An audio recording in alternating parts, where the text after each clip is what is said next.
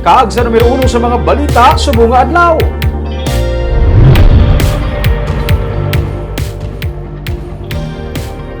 Mga fully vaccinated individuals ang hindi na pag-require sa Bacolod Emergency Operations Center sa negative test para sa RT-PCR test.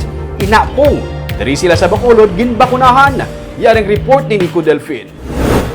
Nagdesisyon ng katapos ang Bacolod Emergency Operations Center nga ipaiway na lamang ang pag-require sang RT-PCR test result sa mga fully vaccinated individual nga nagabiyahe pabalik sa Bacolod. Sandigman ini sa Resolution 124-B sang Interagency Task Force nga nagahatag pribilehiyo sa mga fully vaccinated individual.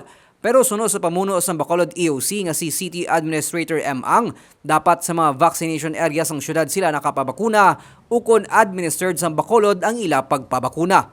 We will only acknowledge or accept vaccination cards that are issued by Bacolod City LGU.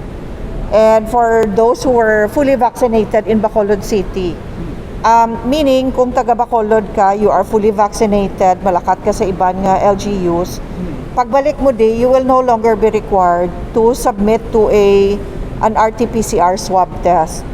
Why? Because ang mga na-vaccinate dere, kag ang gin-issue sang Bacolod City LGU nga vax cards are verifiable from our end. So pwede ta na ma-verify ang authenticity, hindi kita makambal nga ba si fake na or hindi pwede mapeke nila because we have the data in our database of all those that we have vaccinated here. Gindugang ni Ang nga ang kutob lamang sa mga COVID-19 vaccination cards na gin-issue sang syudad ang sarang nila ma-verify sa ilang database. Pero kung handa na ang Vaccination Information Management System sang Department of Information and Communications Technology, mahimo nga sa masunod nga simana, sarang na nila mapatuman ang resolution sang IATF. Nakasugtan man sang katapos ang EOC nga hindi anay pahanugutan ang mga nagaedad 15 anyos panubo nga makagwa sila puluyan.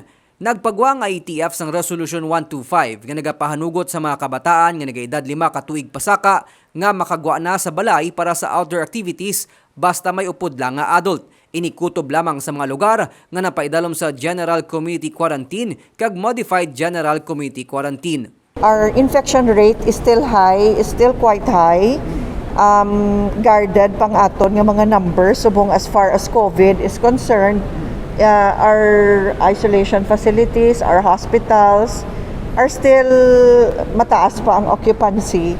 So because of those reasons, the EOC strongly recommends nga mas stick lang kita na sa 15 years old and above for now until may re-evaluation. Ang Bacolod City ang napaidalom sa General Community Quarantine kag nagapabilin sa moderate risk base man sa kadamuon sang COVID-19 active cases.